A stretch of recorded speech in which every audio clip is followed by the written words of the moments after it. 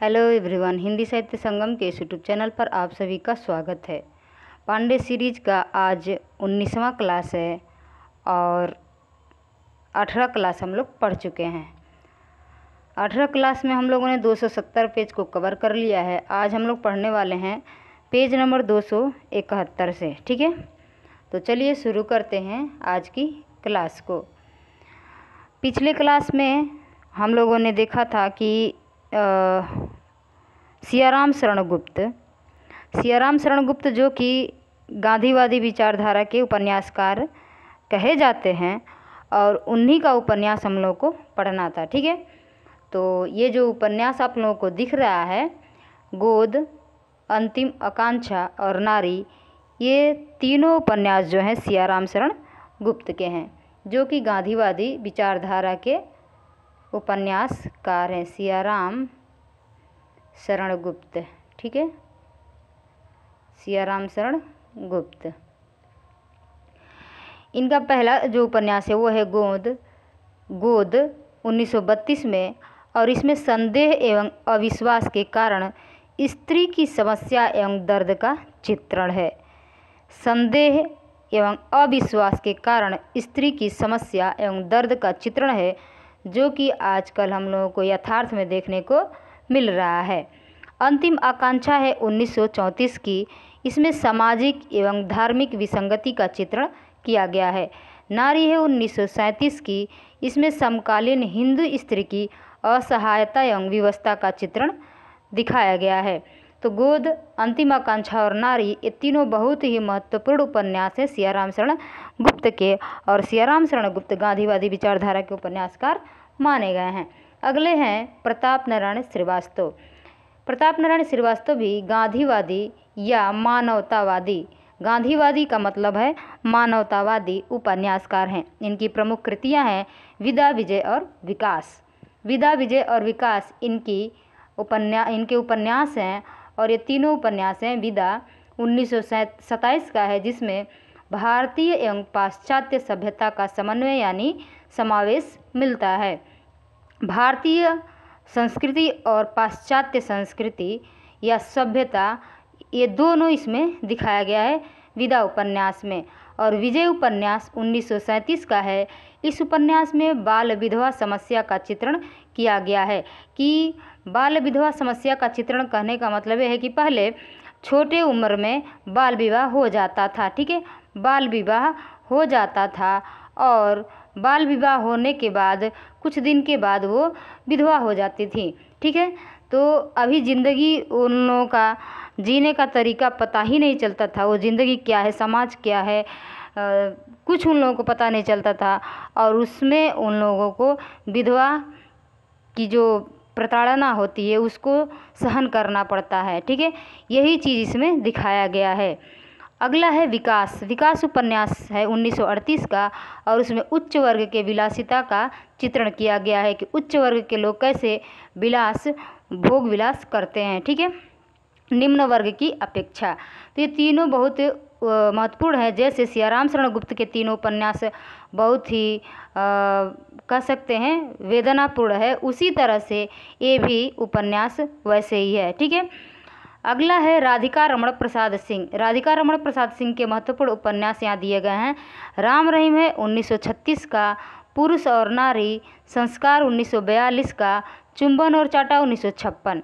ये चार जो उपन्यास आप लोगों को दिखाई दे रहे हैं, ये राधिका रमण प्रसाद सिंह के हैं। राम रहीम, पुरुष और नारी, संस्कार, चुंबन और चाटा।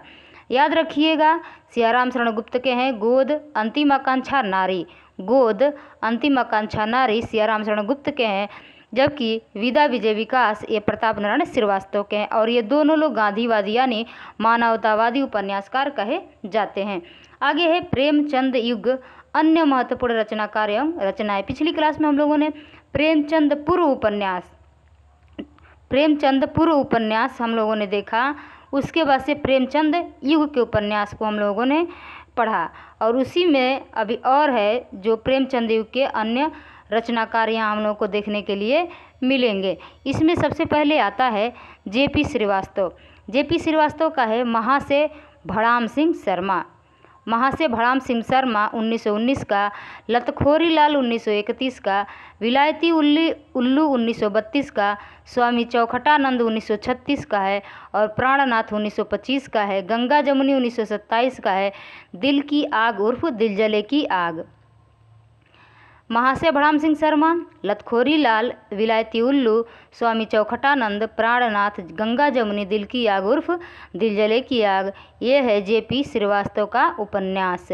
मन्नन द्विवेदी गजपुरी लिखते हैं कल्याणी 1921 में। मदारी लाल गुप्त का है गौरी शंकर 1923, सखाराम 1924, मानिक मंदिर 1926।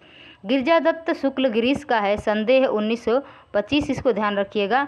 प्रेम की पीड़ा 1930, अरुणोदय 1930, पाप की पहेली बाबू साहब 1932। गिरिजा दत्त शुक्ल का है संदेह, प्रेम की पीड़ा, अरुणोदय, पाप की पहेली, बाबू साहब। संदेह, प्रेम की पीड़ा, अरुणोदय, पाप की पहेली और बाबू साहब गिरिजा दत्त शुक्ल का उपन्यास है। प्रफुल्ल चंद्र ओझा का है सन्यासिनी 1926 का, पतझड़ 1930, पाप और पुण्य 1930, जेल यात्रा 1931, तलाक 1932। ये पांचों उपन्यास किसका है? प्रफुल्ल चंद्र ओझा का। पाप और पुण्य, जेल यात्रा, तलाक, सन्यासिनी, पतझड़, पाप और पुण्य, जेल यात्रा और तलाक, ये पांचों उपन्यास है प्रफुल्ल चंद्र ओझा का। सन्यासिनी, पतझड़, पाप और पुण्य, जेल यात्रा, तलाक।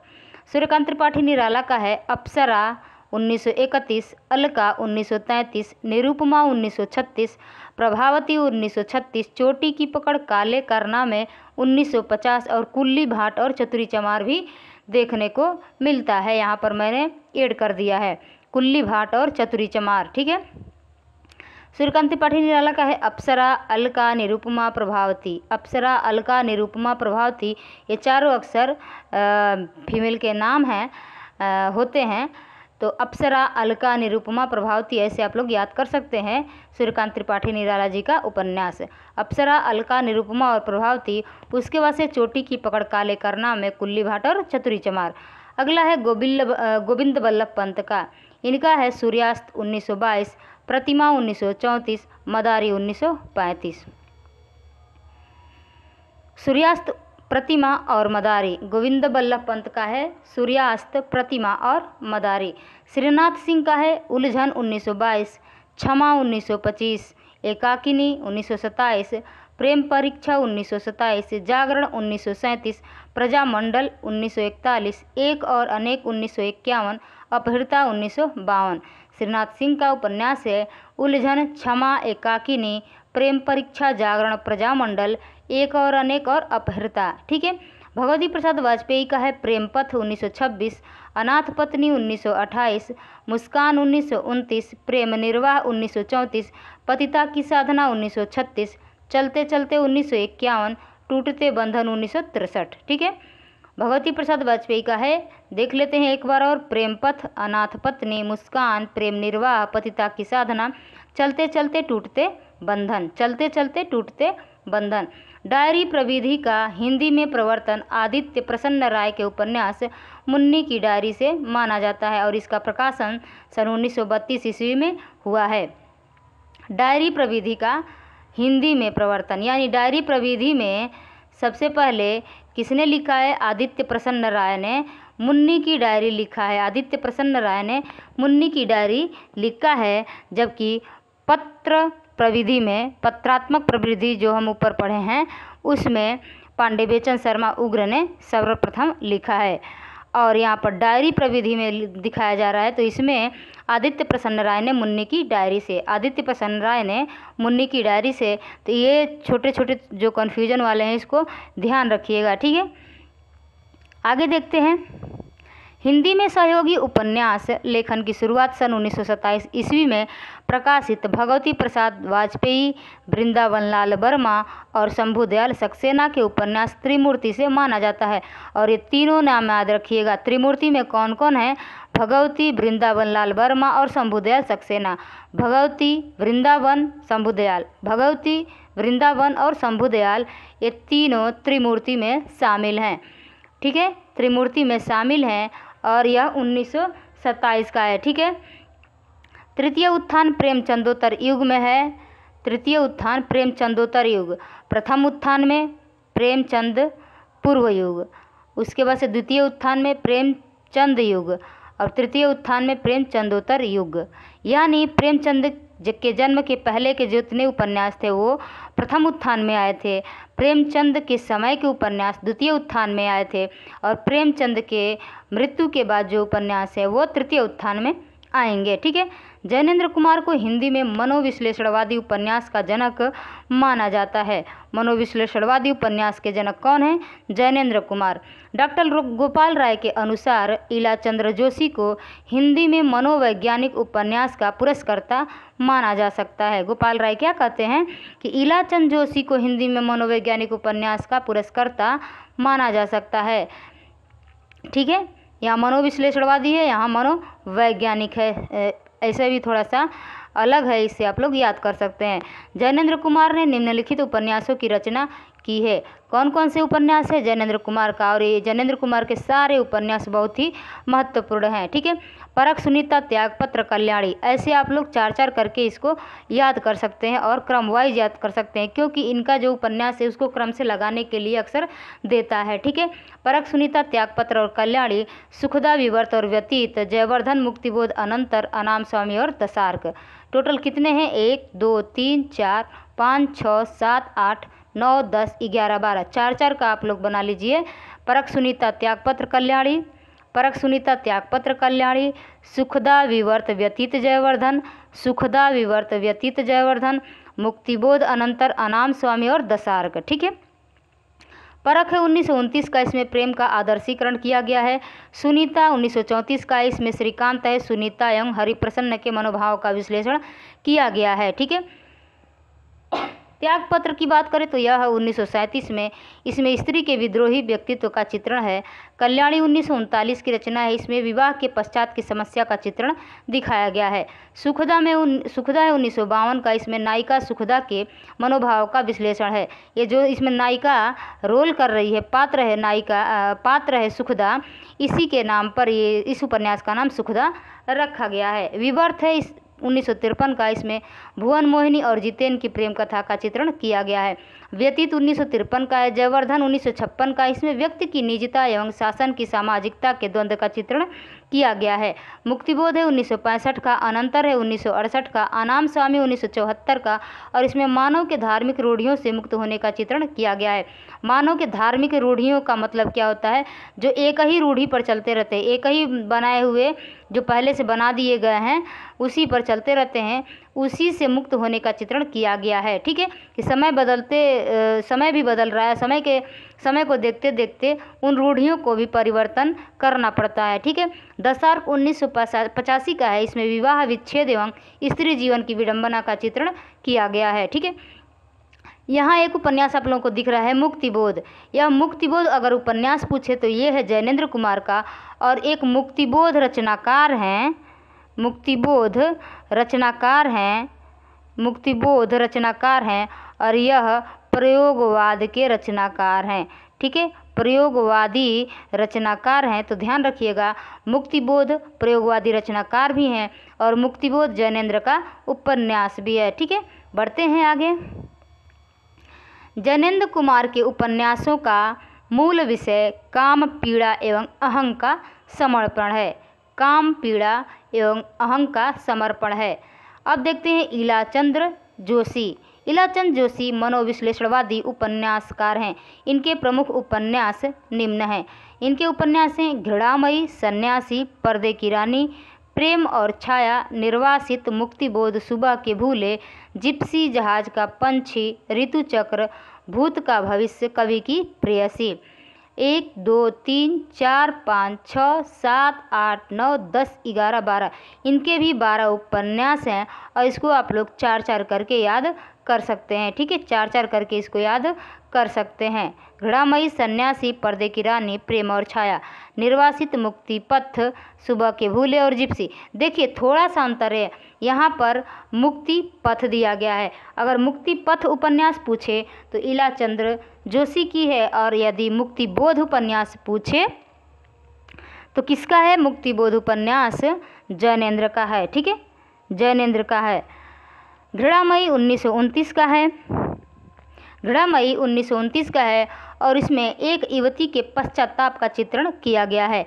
1950 में लज्जा शीर्षक से यह प्रकाशित हुई थी और वही उपन्यास जो कि लज्जा शीर्षक से प्रकाशित हुई थी 1929 में घृणामयी नाम से प्रकाशित हुई थी, ठीक है।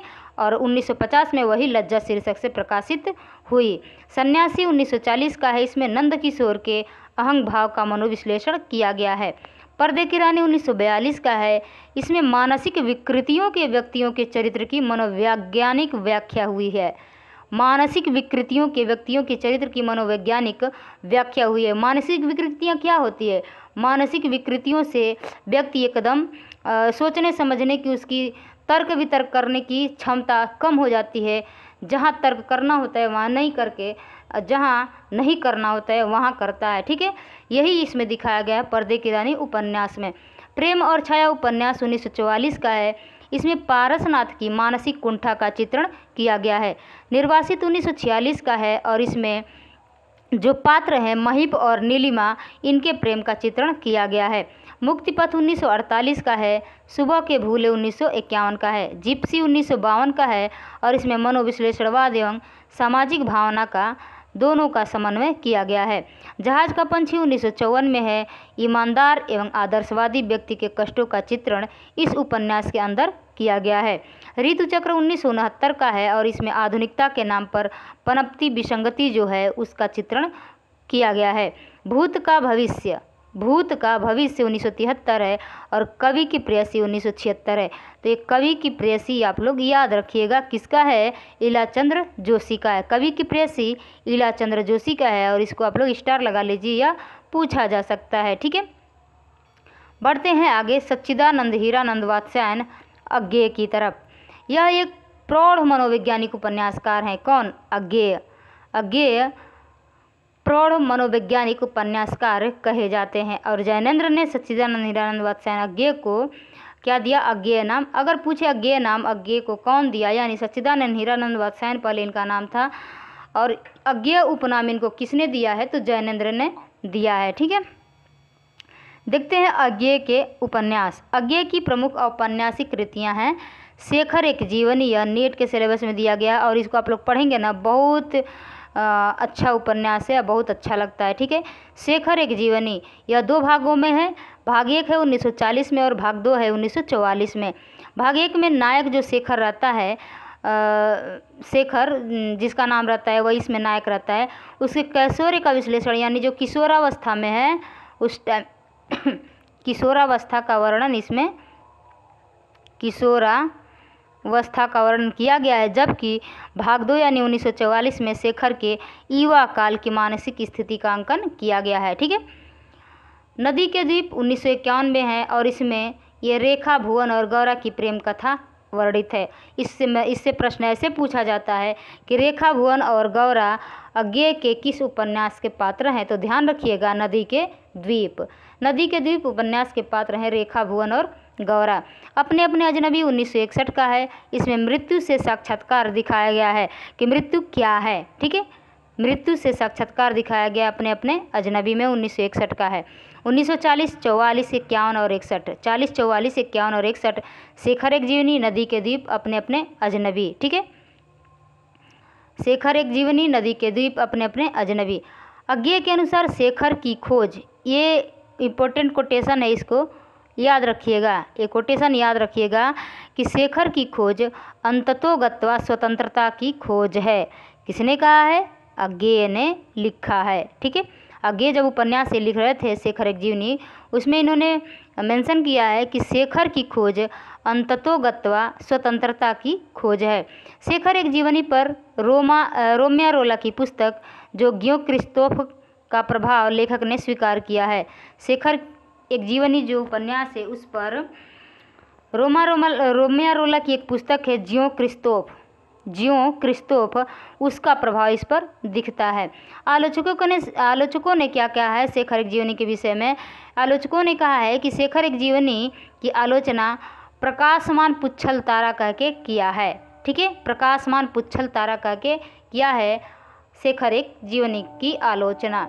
डॉक्टर देवराज, अब देखते हैं डॉक्टर देवराज। डॉक्टर देवराज क्या लिखते हैं? इन्होंने निम्नलिखित मनोवैज्ञानिक उपन्यासों की रचना की है। पथ की खोज, बाहर भीतर, रोड़े और पत्थर, आज की डायरी नहीं है, अजय की डायरी, ठीक है, अजय की डायरी, मैं, वे और आप, दोहरी आग की लपट, दूसरा सूत्र, ठीक है, दूसरा सूत्र। ये 4-4 करके आप इसको भी याद कर सकते हैं। पथ की खोज, बाहर भीतर, रोड़े और पत्थर, अजय की डायरी, मैं, वे और आप, दोहरी आग की लपट और दूसरा सूत्र। ये सातों उपन्यास किसके हैं? डॉक्टर देवराज जी के हैं। पथ की खोज 1951 की रचना है। इसमें प्रेम एवं विवाह के नैतिकता का प्रश्न किया गया है। प्रेम एवं विवाह के नैतिकता का प्रश्न किया गया है पथ की खोज में। बाहर भीतर 1954 की रचना है। इसमें मध्यवर्गीय परिवार में स्त्री की यातनापूर्ण स्थिति का चित्रण किया गया है कि मध्य वर्ग परिवार जब रहता है, न ज़्यादा उच्च वर्ग का रहता है न निम्न वर्ग का रहता है, उसमें स्त्री की क्या यातनाएं होती हैं, इसको पूर्ण रूप से बखूबी दिखाया गया है। रोड़े और पत्थर 1958 की रचना है।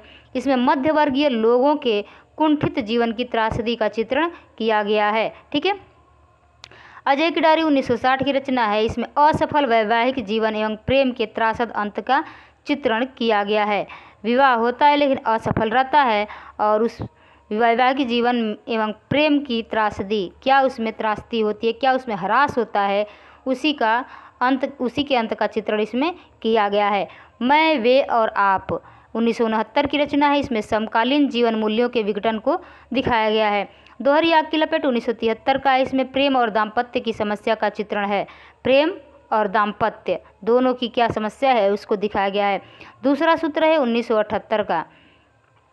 अब देखते हैं विष्णु प्रभाकर का उपन्यास। विष्णु प्रभाकर मानवतावादी उपन्यासकार हैं और इनकी प्रमुख रचनाएं हैं, नीचे दिए गए हैं। ढलती रात, तट के बंधन, स्वप्नमयी, कोई तो, अर्धनारीश्वर, संकल्प, ठीक है, कोई तो, अर्धनारीश्वर, संकल्प, ढलती रात, तट के बंधन, स्वप्नमयी। 6 उपन्यास हैं, 3-3 करके हम याद कर सकते हैं। ढलती रात, तट के बंधन, स्वप्नमयी, कोई तो, अर्धनारीश्वर, संकल्प, कोई तो, अर्धनारीश्वर, संकल्प, ढलती रात, तट के बंधन, स्वप्नमयी। क्रम से याद करना इसलिए ज़रूरी होता है कि क्रम लगाने के लिए दे देता है, ठीक है। अक्सर पहली रचना या तो अंतिम रचना। ढलती रात, तट के बंधन, स्वप्नमयी, ढलती रात, तट के बंधन, स्वप्नमयी, कोई तो, अर्धनारीश्वर, संकल्प। ये रचना किसकी है? विष्णु प्रभाकर की है। ढलती रात 1951 का है। इसमें सन 1920 से लेकर 1936 तक की सामाजिक राजनीतिक स्थिति का चित्रण किया गया है। तट के बंधन 1955 का। इसमें प्रेम एवं विवाह एवं नारी मुक्ति का चित्रण है। स्वप्नमयी 1956 का। इसमें स्त्री के काल्पनिक, तर्कातीत एवं स्वप्नजीवी चरित्र का अंकन हुआ है। कोई तो 1980 का। इसमें नैतिक रूढ़ियों एवं बलात्कार की शिकार स्त्रियों की समस्या को दिखाया गया है। अर्धनारीश्वर जो कि मोस्ट इम्पोर्टेंट है, इसको याद रखिएगा। अर्धनारीश्वर 1992 का है। इसमें स्त्रियों के बलात्कार एवं यातना का चित्रण हुआ है। संकल्प 1993 का है और इसमें परित्यक्ता स्त्री के मनोभाव का अंकन हुआ है। यानी परित्यक्ता का मतलब होता है जो स्त्री छोड़ दी गई हो, ठीक है, उस स्त्री की मनोभाव का अंकन इसमें किया गया है संकल्प में, ठीक है। इस तरह से हम लोगों ने विष्णु प्रभाकर के जो उपन्यास है उसको हम लोगों ने देख लिया है। अब देखते हैं उदय शंकर भट्ट की रचना। उदय शंकर भट्ट का उपन्यास कौन कौन सा है पढ़ते हैं। यह उदय शंकर भट्ट एक मानवतावादी उपन्यासकार हैं। इनकी प्रमुख कृतियां हैं। नए मोड़ 1954 का है और इस नए मोड़ में सुशिक्षित एवं आत्मनिर्भर नारी की विवस्था का चित्रण किया गया है। सुशिक्षित और आत्मनिर्भर नारी की विवस्था क्या होती है उसको इसमें दिखाया गया है नए मोड़ में, ठीक है। बढ़ते हैं आगे है सागर लहरें और मनुष्य 1956 का है और इसमें बम्बई के बारसोवा मछुआरों की ज़िंदगी का चित्रण हुआ है।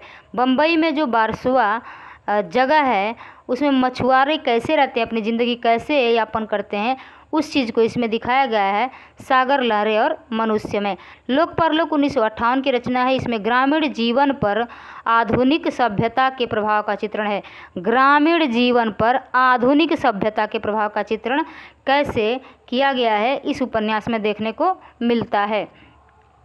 शेष अशेष 1960 की रचना है और इसमें साधु सन्यासियों के जीवन का यथार्थ चित्रण किया गया है, ठीक है।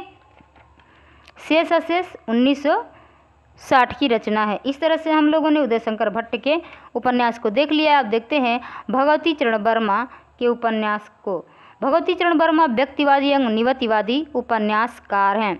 व्यक्तिवादी एवं नियतिवादी उपन्यासकार कौन है? भगवती चरण वर्मा। और इनके उपन्यास नीचे दिए गए हैं, देखते हैं। पतन है, चित्रलेखा है, थोड़ा ऊपर कर लेते हैं, ज़्यादा उपन्यास है इनके, यहाँ तक है, देखते हैं। पहले इनके उपन्यास हैं पतन 1927 का है। इसमें अपराध एवं बलात्कार प्रधान ऐतिहासिक उपन्यास इसको कहा गया है, यानी इसमें अपराध और बलात्कार को दिखाया गया है, ठीक है, पतन में। चित्रलेखा 1934 का है। इसमें पाप एवं पुण्य के नैतिक प्रश्न का चित्रण किया गया है, यानी इनका उपन्यास शुरू होता है 1927 से। 3 वर्ष 1936 का है। प्रेम का विवाह में परिणति। प्रेम का विवाह में परिणति इस समस्या का चित्रण है कि प्रेम कैसे विवाह के बंधन में बंध जाता है और इसमें कौन सी समस्याएं आती हैं, इसको इसमें दिखाया गया है। टेढ़े मेढ़े रास्ते 1946 का है और इसमें गांधीवाद, साम्यवाद और आतंकवाद का टेढ़े मेढ़े रास्ते के रूप में चित्रण किया गया है। आखिरी दाव 1950 का है। इसमें एक जुआरी की असफल प्रेम कथा है। एक जुआरी रहता है और उसका कैसे प्रेम होता है और असफल हो जाता है, उसको इसमें दिखाया गया है। अपने खिलौने 1957 का है। इसमें दिल्ली के मॉडर्न सोसाइटी पर तीखा व्यंग्य किया गया है। भूले बिसरे चित्र 1959 का है। इसमें 3 पीढ़ियों के जीवन मूल्य में परिवर्तन की कथा है। 3 पीढ़ियों के जीवन मूल्य में परिवर्तन की कथा किसमें है? भूले बिसरे चित्र में है, ठीक है। और भूले बिसरे चित्र में पर इनको भगवती चरण वर्मा को पुरस्कार भी दिया गया है, ठीक है। वह फिर नहीं आई 1960 का है। आधुनिक जीवन की विषमता के बीच गहन जिजीविषा का चित्रण है। सामर्थ्य और सीमा 1962 का है। इसमें प्रकृति के समक्ष मनुष्य की असहायता का चित्रण है। प्रकृति के समक्ष मनुष्य कैसे असहाय रहता है, इसको इसमें दिखाया गया है। थके पाँव 1963 का है। रेखा 1964 की है। इसमें नारी के गहन अंतर्द्वंद का चित्रण है। आगे देखते हैं। सच्ची सीधी बात 1968 का है और इसमें 1938 से लेकर 1948 तक के राष्ट्रवादी नेताओं की दृष्टि का मूल्यांकन किया गया है। सबही नचावत राम गोसाई, इसको याद रखिएगा, सबही नचावत राम गोसाई 1970 की रचना है और इसमें सन 1919 से लेकर के 1965 तक के इतिहास का चित्रण हुआ है। प्रश्न और मरीचिका 1973 का है। इसमें व्यक्ति के मन में विघटित मानव मूल्य का प्रश्न एवं शासन की मरीचिका का चित्रण किया गया है। ये थे भगवती चरण वर्मा के उपन्यास। भगवती चरण वर्मा कृत चित्रलेखा पर फ्रेंच उपन्यासकार अनातोले के उपन्यास थाया का प्रभाव है। कहने का मतलब ये है कि जो अनातोले हैं, इन्होंने थाया उपन्यास लिखा था फ्रेंच में और उसी को कन्वर्ट कर दिया है, यानी अनुवाद कर दिया है, ऐसा इसमें कहा गया है, ठीक है। इसका प्रभाव उस पर दिखता है, यानी कुछ कुछ स्टोरी थाया से मिलती जुलती है चित्रलेखा, ठीक है। अब उपेंद्रनाथ अश्क के उपन्यास को हम लोग पढ़ेंगे। उपेंद्रनाथ अश्क को मध्य वर्ग का चितेरा उपन्यासकार, चितेरा शब्द इनके ही नाम पर जोड़ा गया है, तो ध्यान रखिएगा, चितेरा उपन्यासकार कहा जाता है, ठीक है। उपेंद्रनाथ अश्क को मध्य वर्ग का चितेरा उपन्यासकार कहा जाता है और इनकी प्रमुख रचनाएं निम्नलिखित हैं। सितारों के खेल 1940, गिरती दीवारें 1947, गर्म राख 1957, बड़ी बड़ी आँखें 1955, पत्थर अलपत्थर 1957, शहर में घूमता आईना 1963, एक रात का नरक एक नन्ही कंदील का एक अंश है जो कि 1968 में ये एक रात का नरक लिखा गया था। एक नन्ही कंदील इनका उपन्यास है और उसी का कुछ अंश एक रात का नरक से प्रकाशित हुआ था 1968 में। एक नन्ही कंदील 1969 का है। बांधो न नाव इस ठाव 1974 का है।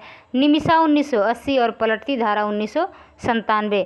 ये थी 11 उपन्यास उपेंद्रनाथ अश्क के, जो कि यूपी टीजीटी 2021 का एग्ज़ाम हुआ था, तो इसमें से 4 उपन्यास का नाम दे दिया गया था और यह पूछा गया था कि चेतन जो है, चेतन इनके कई उपन्यास का पात्र है, 5 उपन्यास का पात्र है, ऐसा रामचंद्र शुक्ल की किताब में लिखा गया है। और बच्चन सिंह की पुस्तक का जब आप लोग पढ़ेंगे उसमें भी लिखा गया है कि चेतन जो है पात्र उपेंद्रनाथ अस्क के कितने उपन्यासों का पात्र है, तो आप लोगों को ये देखना पड़ेगा, ठीक है। और इसमें 4 उपन्यास इसमें से दिए गए थे, गर्म राख, गिरती दीवारें, शहर में घूमता आईना और बाँधो न नाव इस ठाव, ठीक है। और इसमें से बताना था कि किस उपन्यास का पात्र चेतन नहीं है। तो 5 ऐसे उपन्यास हैं जिसका पात्र चेतन है, ठीक है। वो 5 उपन्यास कौन कौन से हैं? अगर आप लोगों ने शुक्ल पढ़ा होगा और बच्चन सिंह को पढ़ा होगा तो ज़रूर इसका आंसर सही दे पाएंगे, तो आप लोग ज़रूर कमेंट बॉक्स में दीजिएगा, ठीक है।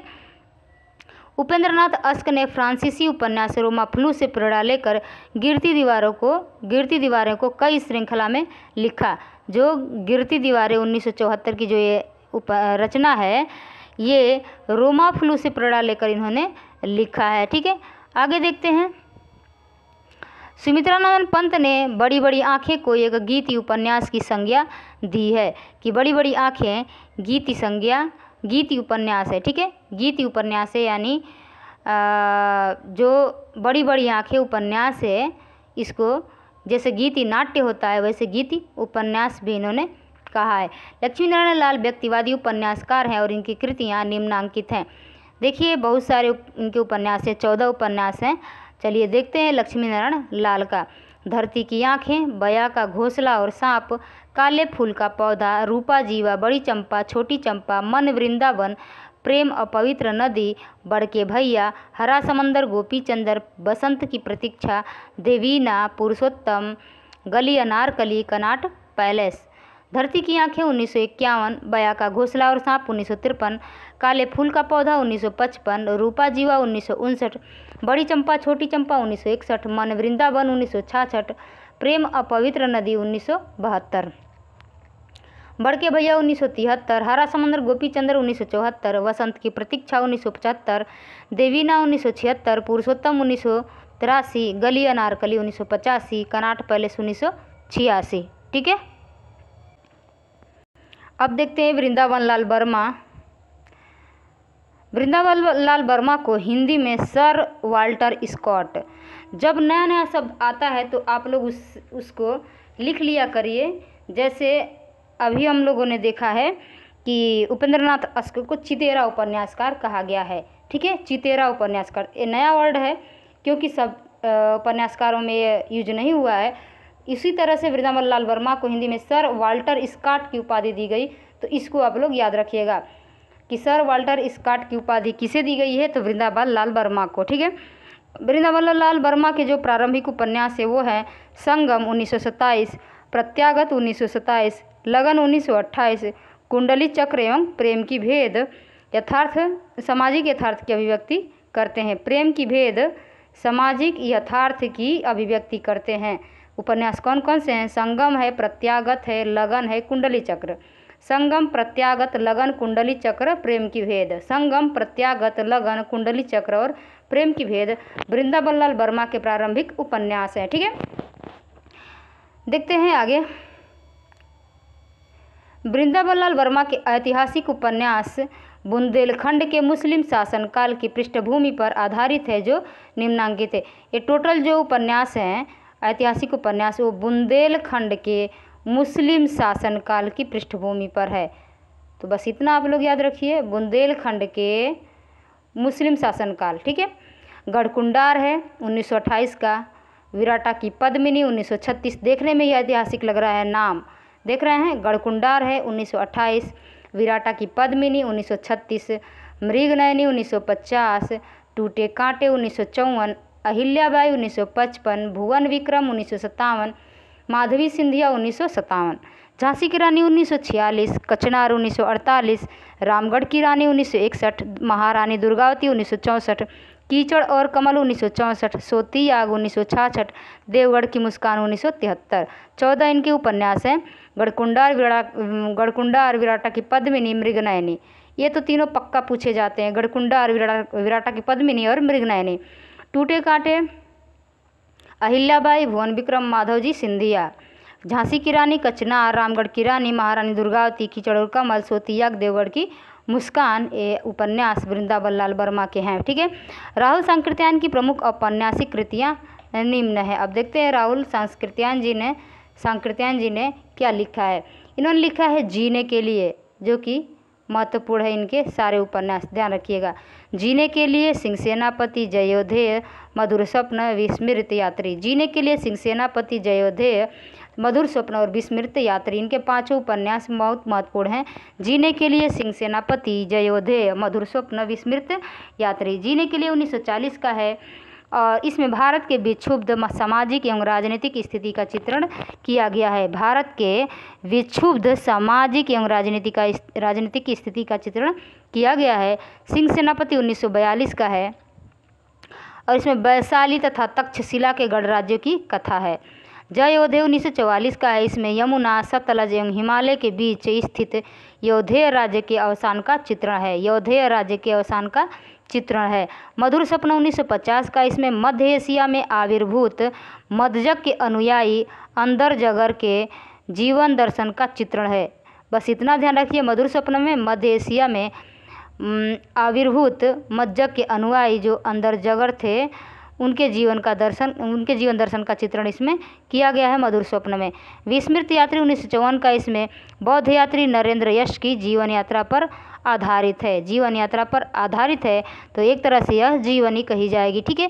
बौद्ध यात्री नरेंद्र यश की जो जीवनी है यानी जीवन यात्रा है उस पर यह आधारित है। विस्मृत यात्री तो जीने के लिए, सिंह सेनापति, जीने के लिए तो पूछा जाता है। जीने के लिए, सिंह सेनापति, जयोधेय, मधुर स्वप्न और विस्मृत यात्री।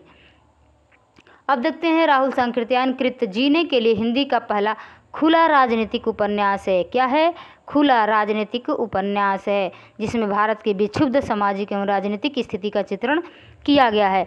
सन 1961 में प्रकाशित राहुल कृत दिवोदास, जो कि यहाँ पर मेंशन नहीं है, दिवोदास उपन्यास में आर्यों के उन्मुक्त कुंठा रहित जीवन का चित्रण है। आर्यों के उन्मुक्त कुंठा रहित जीवन का चित्रण, यानी रहित सहित होता तो इसके साथ होता, कुंठा रहित यानी कुंठा से मुक्त। आर्यों के उन्मुक्त कुंठा से मुक्त जीवन का चित्रण है किसमें? दिवोदास में। 1961 का है और यह उपन्यास है राहुल सांकृत्यायन जी का। आगे देखते हैं चतुरसेन शास्त्री। चतुरसेन शास्त्री की प्रमुख कृतियाँ निम्नांकित हैं।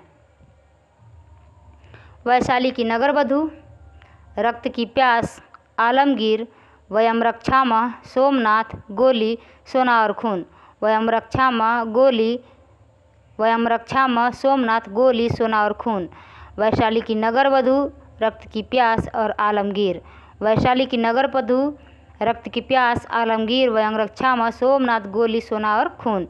वैशाली की नगरवधू 1949 का, इसमें बुद्धकालीन सांस्कृतिक एवं राजनैतिक टकराहट का चित्रण किया गया है। रक्त की प्यास 1951 का है, आलमगीर 1954 का है। वयम रक्षामः 1955 का, इसमें आर्य अनार्य देव दानवादी संस्कृतियों के संघर्ष एवं समन्वय की कथा है। सोमनाथ 1955 का, इसमें शिवोपासना के विकास एवं राजपूतों की मानसिकता का चित्रण है। शिवोपासना के विकास एवं राजपूतों की मानसिकता का चित्रण किया गया है सोमनाथ उपन्यास में, जो कि 1955 का उपन्यास है। गोली 1956 का है, जिसमें देशी रियासतों के शासकों की घृणित विलासिता का चित्रण हुआ है। सोना और खून 1960 का है। वैशाली की नगरवधू, रक्त की प्यास, आलमगीर, वयम रक्षामः। रक्त की प्यास, आलमगीर, वयम रक्षामः, सोमनाथ, गोली, सोना और खून। यह चतुरसेन शास्त्री के उपन्यास हैं। अब देखते हैं रांगेय राघव। रांगेय राघव की प्रथम रचना सन 1946 में घरौंदा शीर्षक से प्रकाशित हुई। यह परिसर विश्वविद्यालय जीवन पर लिखा हिंदी का प्रथम उपन्यास है।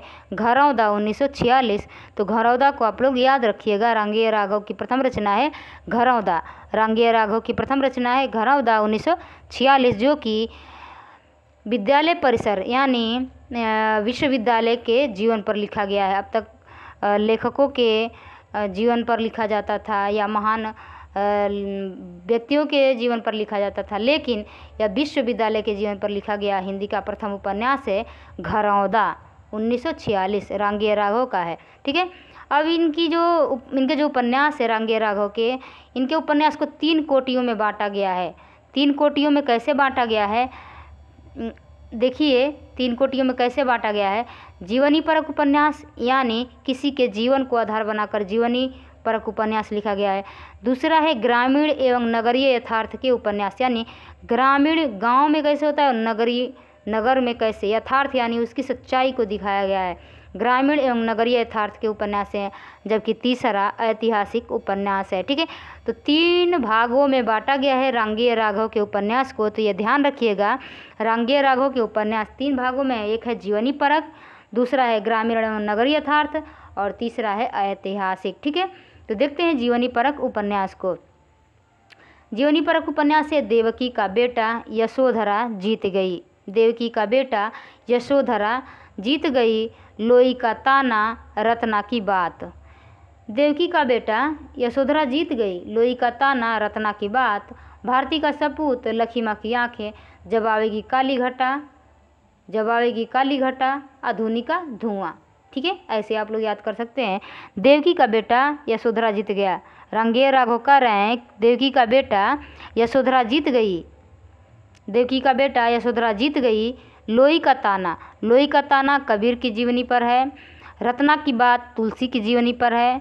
और भारती का सपूत, लखीमा की आंखें विद्यापति की जीवनी पर है। ठीक है, विद्यापति की जीवनी पर है लखीमा की आंखें। और जब आएगी काली घटा वो है गोरखनाथ की जीवनी पर। ठीक है, और धूनी का धुआं, क्योंकि इसको भी आप लोग नहीं याद करेंगे कि लोई का ताना किसके जीवनी पर है तो भी काम नहीं बनने वाला है। ठीक है, तो साथ ही साथ ये भी जानते चलिए कि लोई का ताना कबीरदास जी की जीवनी पर है और रत्ना की बात यानी रत्नावली जो कि तुलसीदास की पत्नी थी वो तुलसीदास के जीवन पर है। लोई कौन था? लोई कबीरदास जी का कौन था? भारती का सपूत।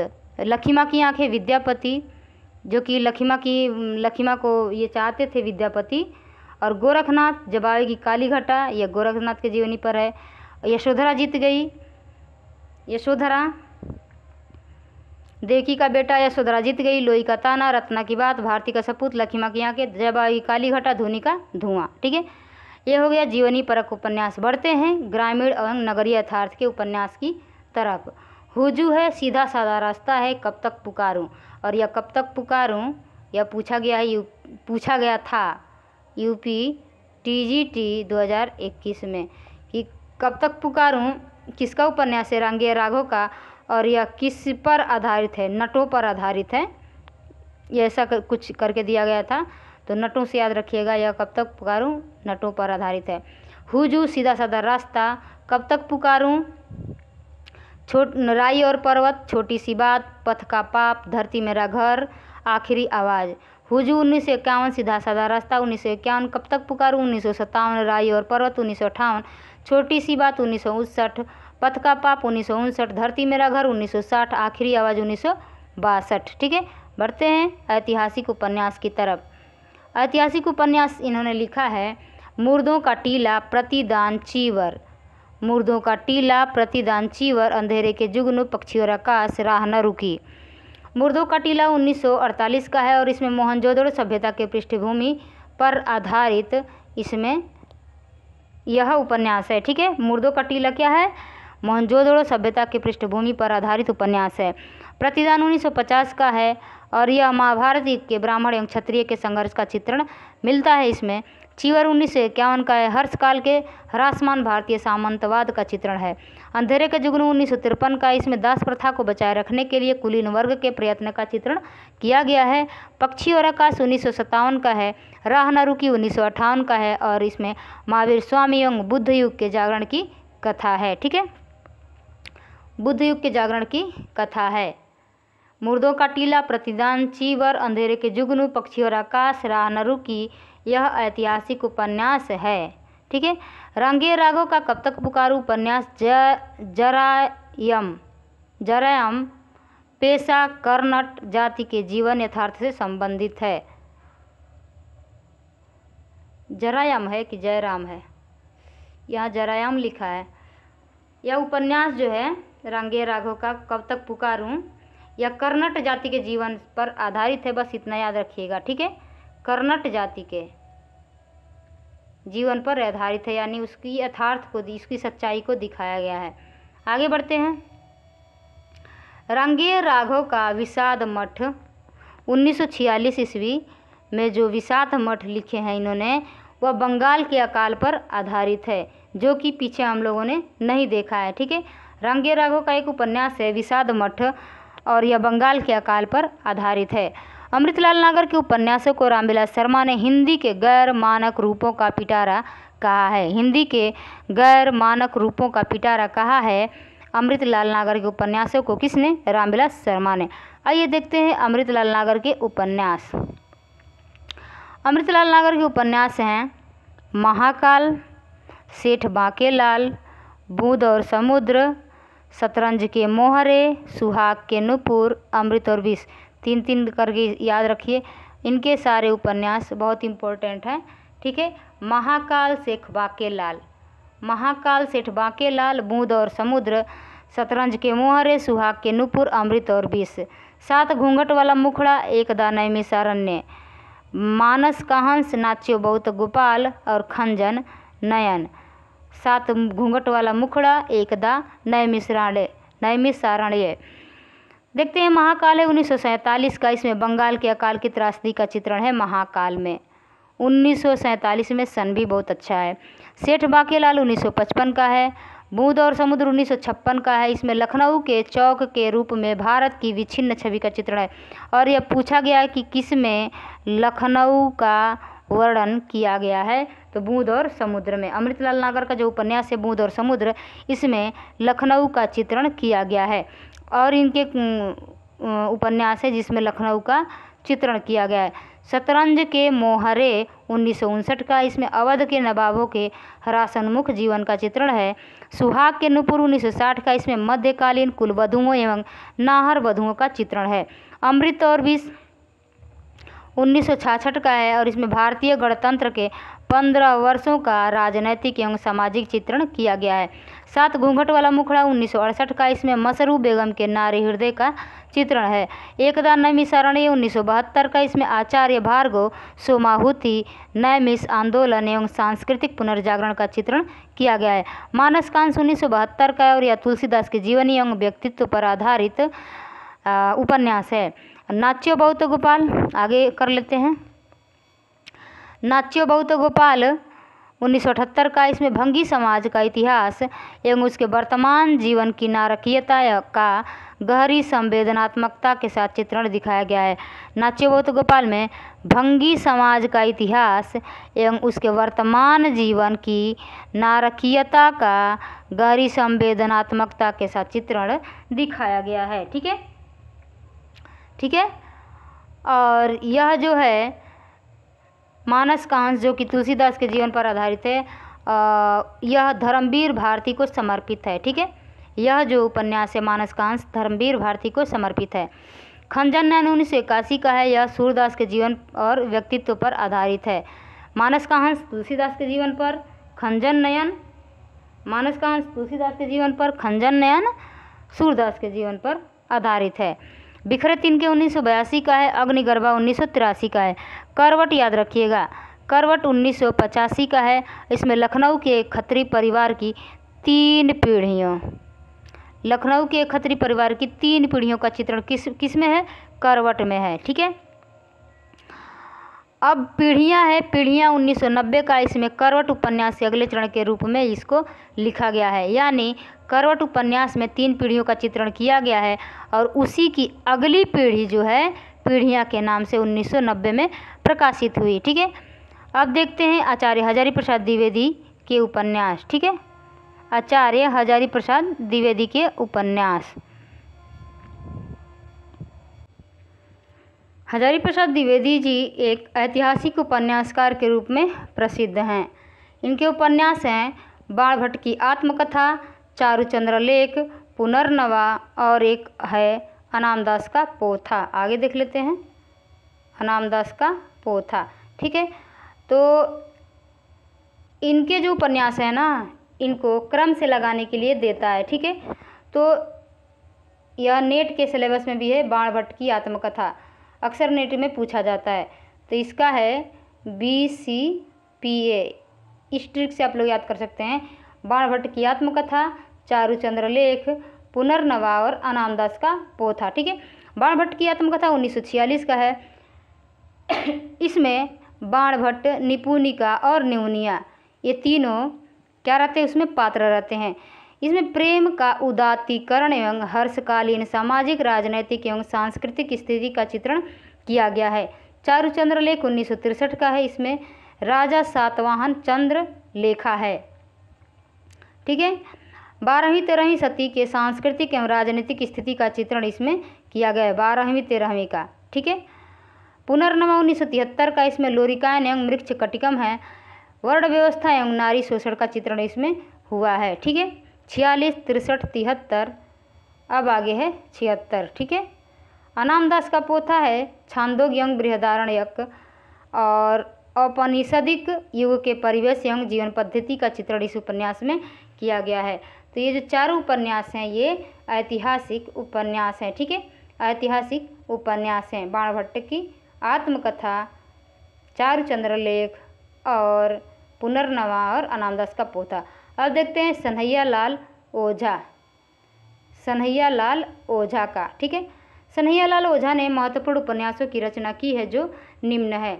संपर्क और समर्पण। सनहैयालाल ओझा का है संपर्क और समर्पण 1950, मनुष्य का मूल्य, मकड़ी का जाल, सिंधु सीमांत 1976। ठीक है, संपर्क और समर्पण, मनुष्य का मूल्य, मकड़ी का जाल, सिंधु सीमांत, ये चारों उपन्यास सनहैयालाल ओझा के हैं। सर्वनाम 1976। इसमें बंगाल के नक्सलवाड़ी आंदोलन एवं आर्य अनार्य पर आधारित है। ये 5वां उपन्यास। 6वां है संभवामी 1983 का है। इसमें हड़प्पा सभ्यता एवं देव सभ्यता पर केंद्रित है यह उपन्यास। कसौटी सन 2000 की है। ठीक है, संभवामी याद रखिएगा, सनहैयालाल ओझा का है संभवामी। अब देखते हैं कृष्णचंद्र शर्मा जिनका उपनाम है भिक्खू। कृष्णचंद्र शर्मा का है भिक्खू उपनाम और इन्होंने लिखा है आदमी का बच्चा 1950, आदमी का बच्चा 1950, संक्रांति 1951, भंवर जाल 1954, नागफनी 1959, सोमदेवता की घाटी, सोने का मृग 1960, महाश्रमण सुने 1963, अस्तंगता, रेवती, लाल ढांग, मौत की सराय 1970, योग माया, एक और ययाति 1976, रक्त यात्रा 1978, दुर्वा, चंदन वन की आग 1988, तथापि 1975। ये उपन्यास किनके हैं? ये उपन्यास हैं कृष्णचंद्र शर्मा भिक्खू के। ठीक है, आदमी का बच्चा, संक्रांति, भंवर जाल, नागफनी, सोमदेवता की घाटी, सोने का मृग, महाश्रमण सुने, अस्तंगता, रेवती, लाल ढांग, मौत की सराय, योग माया, एक और ययाति, रक्त यात्रा, दुर्वा, चंदन की आग और तथापि। ठीक है, अब देखते हैं शिव प्रसाद मिश्र रुद्र काशिकेय की। ठीक है, शिव प्रसाद मिश्र रुद्र और इनका उपनाम है काशिकेय। इन्होंने निम्नलिखित 2 उपन्यासों की रचना की। वो 2 उपन्यास कौन कौन से हैं? बहती गंगा और सचितात, ये याद रखिएगा दोनों। ठीक है, बहती गंगा और सचितात ये शिव प्रसाद मिश्र रुद्र काशिकेय की है। बहती गंगा 1952 का है। इसमें काशी के जीवन और संस्कृति का जीवंत संवेदनात्मक चित्रण किया गया है। सचितात में प्रयोगवादी शिल्प प्रधान उपन्यास है सचितात। बहती गंगा और सचितात है शिव प्रसाद मिश्र का।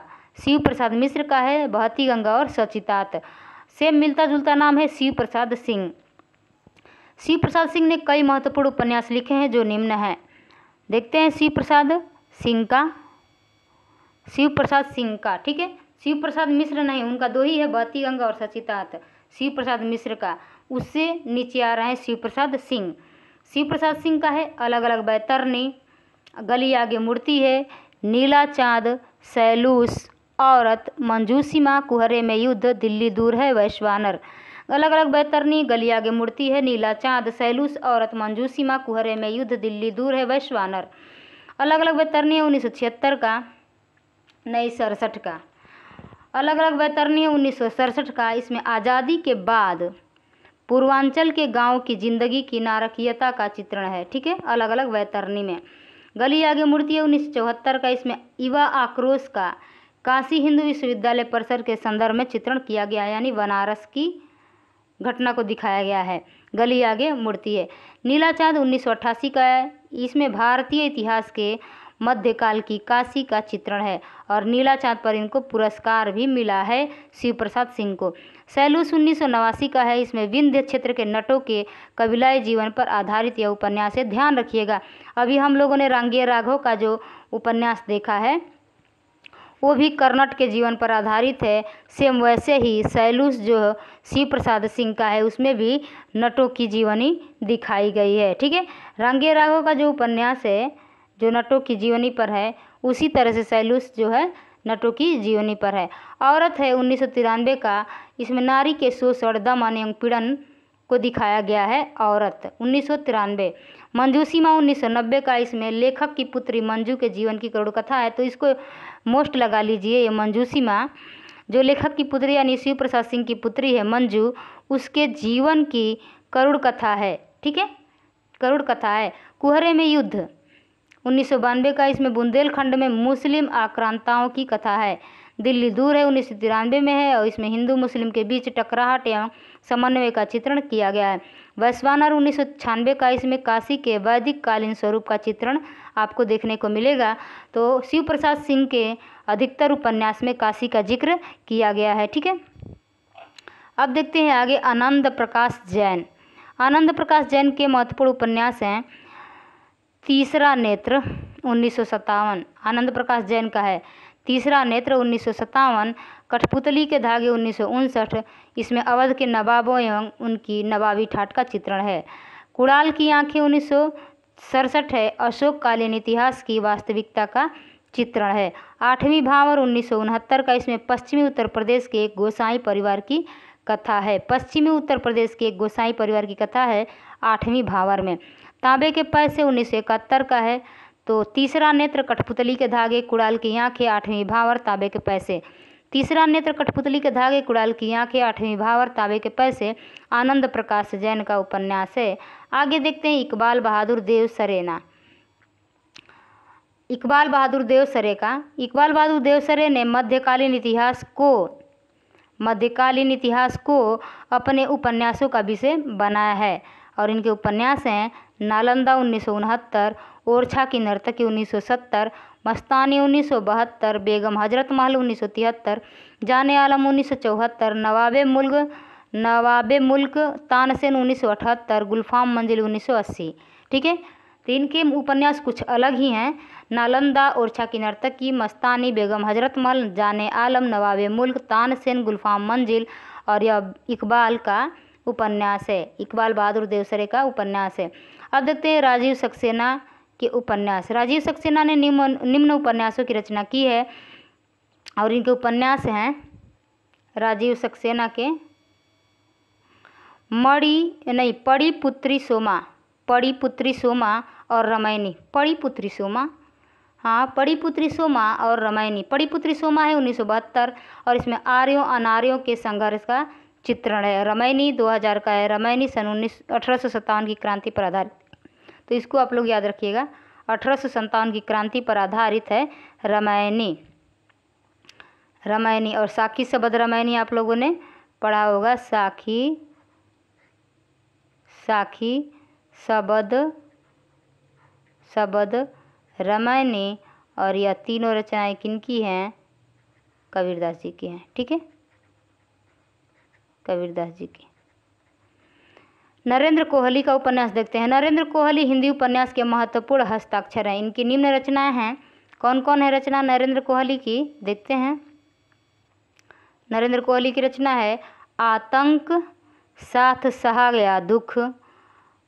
आतंक है 1972 का। इसमें समकालीन जीवन में अपराधियों को संरक्षण देने वाली शासन तंत्र का चित्रण है, यानी तत्कालीन जीवन में अपराधियों को संरक्षण देने वाली जो शासन तंत्र है उसका चित्रण किया गया है आतंक में, जो 1972 का है नरेंद्र कोहली का। साथ सहा गया दुख है 1974 का और इसमें मध्यवर्गीय शिक्षक नवदंपत्ति के बाह्य एवं आंतरिक संघर्ष की कथा को दिखाया गया है। साथ सहा गया दुख। मध्यवर्गीय शिक्षक नव दंपति के बाह्य एवं आंतरिक संघर्ष की कथा को दिखाया गया है। अभ्युदय शीर्षक से 2 खंड में, देख रहे हैं इधर, अभ्युदय शीर्षक से 2 खंड में और महासमर से 8 खंडों में उपन्यास लिखा है। किसने? नरेंद्र कोहली ने। अभ्युदय शीर्षक से 2 खंड में कौन कौन है? दीक्षा और अवसर। दीक्षा और अवसर 2 खंड में, दीक्षा और अवसर। दीक्षा है 1975 में, अवसर है 1976 में। और अब तक मुझे समझ में नहीं आया कि 1, 2, 3, 4 ये 4 यहाँ पर दिया गया है और 2 खंडों में लिखा गया है, ठीक है। और मैं इसको खोजी हूँ, मुझे नहीं मिला कहीं।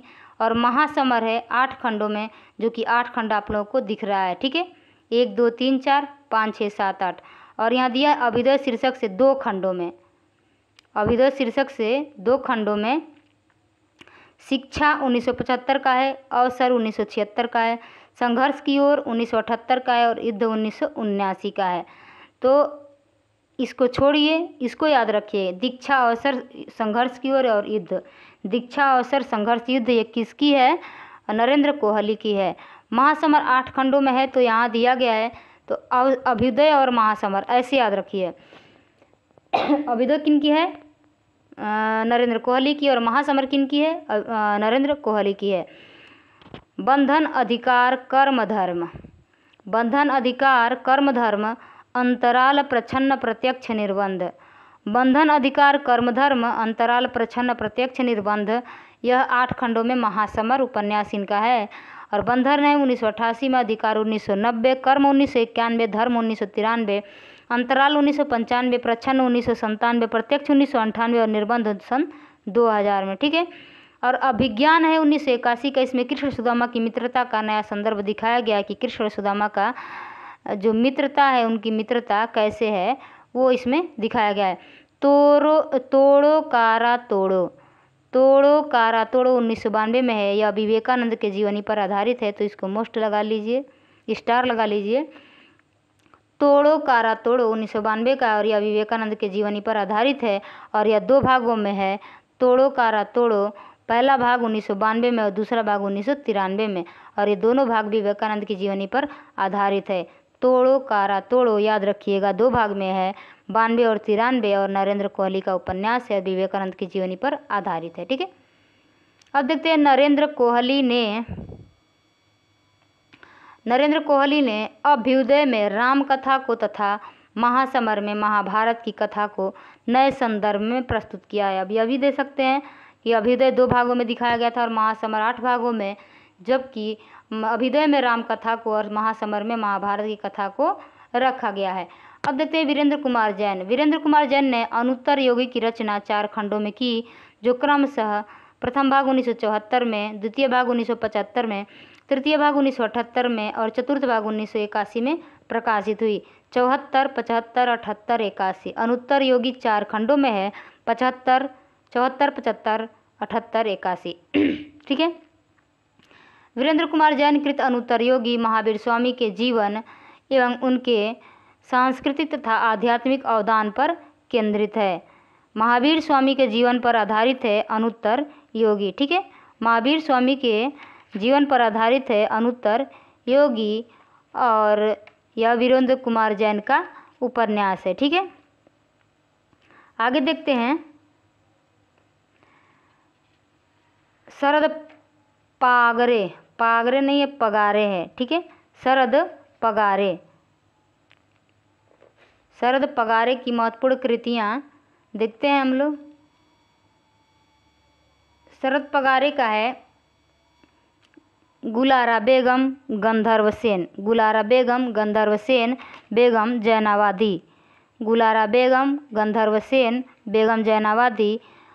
गुलारा बेगम है 1984 का, जिसमें शाहजादा खुर्रम और गुलारा बेगम की प्रेम कथा का चित्रण है। गुलारा बेगम की प्रेम कथा का चित्रण है और यह शरद पगारे का उपन्यास है, ठीक है। गंधर्व सेन 1987 का, इसमें उज्जैनी नरेश गंधर्व सेन के रोमांस एवं शौर्य का चित्रण किया गया है। बेगम जैनावादी 1996 का, इसमें नृत्यांगना जैनावादी और मुगल बादशाह औरंगजेब की प्रेम कथा का चित्रण किया गया है, ठीक है। ये है शरद पगारे का उपन्यास। अन्य महत्वपूर्ण ऐतिहासिक उपन्यास देखते हैं। अन्य महत्वपूर्ण ऐतिहासिक उपन्यास, ठीक है।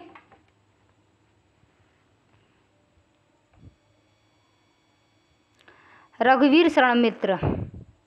रघुवीर शरण मित्र ने लिखा है आग और पानी 1954, ढाल तलवार, ओस के आंसू, पहली हार 1955, उजला कफन, राख की दुल्हन, कांपती आवाज़, दिन रोया रात हंसी, तपका तेज रूप के जाले, तपका तेज रूप के जाले, प्यास और शोले, सोने की राख 1957 है, बलिदान, रंग बिरंगे चेहरे, सदा सदा के प्रश्न। ये 14 उपन्यास आप लोगों के सामने दिखाई दे रहे हैं और यह रघुवीर शरण मित्र के उपन्यास हैं, ठीक है। रघुवीर शरण मित्र के उपन्यास हैं। आग और पानी, ढाल तलवार, ओस के आंसू, पहली हार, उजला कफन, राख की दुल्हन, कांपती आवाज़, दिन रोया रात हंसी, तपका तेज रूप के जाले, प्यास और शोले, सोने की राख, बलिदान, रंग बिरंगे चेहरे, सदा सदा के प्रश्न। अब देखते हैं प्रताप नारायण श्रीवास्तव का। इनका है बेकली का बाजार, इसको याद रखिएगा, एकलौता है, पूछा जाता है। बेकली का बाजार किसका है? प्रताप नारायण श्रीवास्तव का है, मिश्र का नहीं। प्रताप नारायण मिश्र भारतेंदु के कवि हैं, लेकिन प्रताप नारायण श्रीवास्तव का है बेकली का बाजार, बेकली का मजार, बेकली का मजार 1957, ठीक है। शिव सागर मिश्र का है राज तिलक 1961, मगध की जय 1962। ये दोनों है उपन्यास शिव सागर मिश्र का, राज तिलक, मगध की जय, राज तिलक, मगध की जय। मनु शर्मा का है द्रौपदी की आत्मकथा। देखिए, अगर इसको दे करके दे क्योंकि बाणभट्ट की आत्मकथा जो उपन्यास है हजारी प्रसाद द्विवेदी जी का, अक्सर इसको दिया जाता है कि इसमें से कौन उपन्यास, कौन इसमें से उपन्यास नहीं है। तो बाणभट्ट की आत्मकथा को अक्सर लोग आत्मकथा समझकर उसको ट्रिक लगा देते हैं। सेम वही हाल है यहाँ पर भी, ठीक है। सेम वही हाल है यहाँ पर कि मनु शर्मा ने लिखा है कि द्रौपदी की आत्मकथा, ये क्या है? आत्मकथा नहीं बल्कि उपन्यास है। द्रौपदी की आत्मकथा, द्रोण की आत्मकथा 1976, द्रौपदी की आत्मकथा 1974, द्रौपदी की आत्मकथा 1974, द्रोण की आत्मकथा 1976, कर्ण की आत्मकथा 1978, अभिशप्त कथा 1982, शिवाजी का आशीर्वाद, कृष्ण की आत्मकथा 8 भाग में, कृष्ण की आत्मकथा 8 भाग में, गांधारी की आत्मकथा 2004। तो आत्मकथा को छोड़िए, द्रौपदी, द्रोण, कर्ण, द्रौपदी, द्रोण, कर्ण, शिवाजी, ये आत्मकथा नहीं, शिवाजी का आशीर्वाद है, कृष्ण और गांधारी, इसको आप लोग याद कर सकते हैं, ठीक है। मनु शर्मा का है और राम कुमार भ्रमर का है फौलाद का आदमी, कांच का घर। राम कुमार भ्रमर का है फौलाद का आदमी 1969, कांच का घर 1971। फौलाद का आदमी, कांच का घर राम कुमार भ्रमर का है। जयशंकर द्विवेदी का है महाकवि कालिदास की आत्मकथा 1987। महाकवि कालिदास की आत्मकथा 1987 का उपन्यास है और यह जयशंकर द्विवेदी का है, जयशंकर प्रसाद का नहीं, जयशंकर द्विवेदी का। आगे बढ़ते हैं। आगे दिया गया है आनंद शर्मा। आनंद शर्मा का है इतिहास के नुपुर और सुहाग के नुपुर हम लोगों ने पढ़ा था। सुहाग के नुपुर, एक तो लिखते हैं कैसे, सुहाग अब से लिखते हैं, सुहाग के, अब लिखते हैं सुहाग के नुपुर, ठीक है।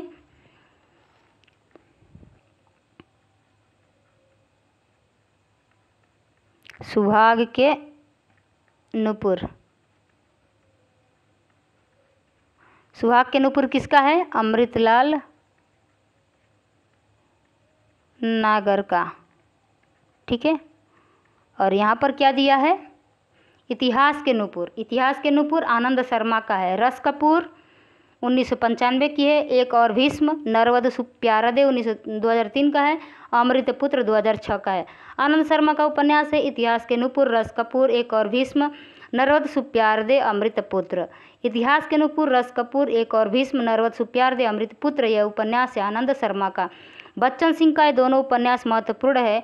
सूतो व सुतपुत्रो वा, सूतो व सुतपुत्रो वा 1998 और पांचाली सन 2001। सूतो व सुतपुत्रो वा और पांचाली बच्चन सिंह का उपन्यास है। मायानंद मिश्र का है प्रथम शैली पुत्री च, प्रथम शैल पुत्री च 1990, मंत्र पुत्र 1990, पुरोहित 1999। मायानंद मिश्र का है प्रथम शैलपुत्री, मंत्रपुत्र और पुरोहित। प्रथम शैलपुत्री, मंत्रपुत्र और पुरोहित मायानंद मिश्र का है। देखते हैं फणीश्वर नाथ रेणु, जो कि हिंदी में आंचलिक उपन्यास के जन्मदाता के रूप में प्रसिद्ध हैं। तो फणीश्वर नाथ रेणु हिंदी में आंचलिक उपन्यास के जन्मदाता के रूप में प्रसिद्ध हैं। ठीक है। और यहाँ पर वैद्यनाथ मिश्र नागार्जुन, तो वैद्यनाथ मिश्र का उपनाम है नागार्जुन, जो कि नागार्जुन के नाम से हमेशा जाने जाते हैं। तो यह भी पूछा जाता है कि नागार्जुन का मूल नाम क्या है, तो वैद्यनाथ मिश्र है। ठीक है। तो वैद्यनाथ मिश्र नागार्जुन की जो रचना है यहाँ पर दिया गया है क्रम से। ठीक है। क्रम में प्रथम आंचलिक उपन्यासकार हैं और इनकी प्रमुख रचनाएं निम्नांकित हैं। क्या कहा जा रहा है कि नागार्जुन रचना क्रम में प्रथम आंचलिक उपन्यासकार हैं। प्रथम आंचलिक उपन्यासकार पूछे तो नागार्जुन जी हैं, लेकिन आंचलिक उपन्यास के जन्मदाता हैं फणीश्वर नाथ रेणु। दोनों में अंतर है। अब नागार्जुन के उपन्यास हैं रतिनाथ की चाची, बलचलमा, नईपौध, बाबा बटेसर नाथ। रतिनाथ की चाची 1948, जिसमें मिथिलांचल के सामाजिक जीवन के अंतर्विरोध एवं नारी शोषण की समस्या का चित्रण दिखाया गया है। और यह नागार्जुन बिहार के रहने वाले थे। ठीक है। बिहार के रहने वाले थे। मिथिलांचल के सामाजिक जीवन के अंतर्विरोध एवं नारी शोषण की समस्या का चित्रण मिलता है रतिनाथ की चाची में। बलचलमा 1952 का है। इसमें नायक बलचलमा का अन्याय एवं अत्याचार के विरुद्ध संघर्ष करते हुए दिखाया गया है। नईपौध 1953 का। इसमें असंगत विवाह एवं जर्जर सामाजिक मान्यताओं का विरोध किया गया है। बाबा बटेसर नाथ 1954 का है। इसमें बरगद के वृक्ष को बचाने के लिए किसानों का संघर्ष इसमें दिखाया गया है। आगे है बरुड़ा के बेटे 1957 का। इसमें मिथिला के मछुआरों के संघर्ष की कथा है।